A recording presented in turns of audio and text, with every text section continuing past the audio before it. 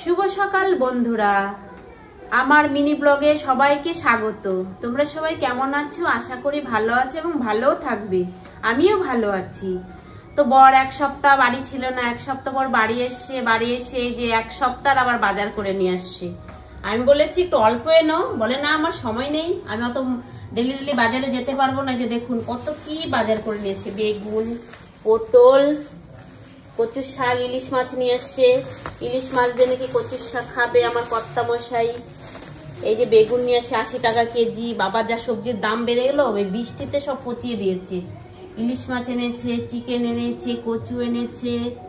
আমরা তো ইলিশ মাছ দিয়ে খেয়ে নেবো, ছেলে কি দিয়ে খাবে? ওর জন্য, ছেলের জন্য আবার চিকেন নিয়ে আসছে, গাজর, শসা, বিন, লেবু, টমেটো। এই যে এক একটা শসা জানেন 10-12 টাকা করে পড়েছে। বলুন আমরা কি খাবো? যা সবজির দাম বেড়ে গেল। এই পচা বৃষ্টিতে পচিয়ে দিয়েছে। পালং শাক এনেছে, তারপরে আপনার পুঁই শাক এনেছে, এটা মিক্স ভেজ করব। আমি অনেকটা রেসিপিও বানাবো। আজকে তো রেসিপি বানানোর সময় নেই, আমার বর চলে যাবে আবার চেম্বারে। ওই জন্য যা পারছি করে নেই, দেখি কি কি বানাই, আবার দুপুরের সময় দেব। এই যে কলা এনেছে 80 টাকা।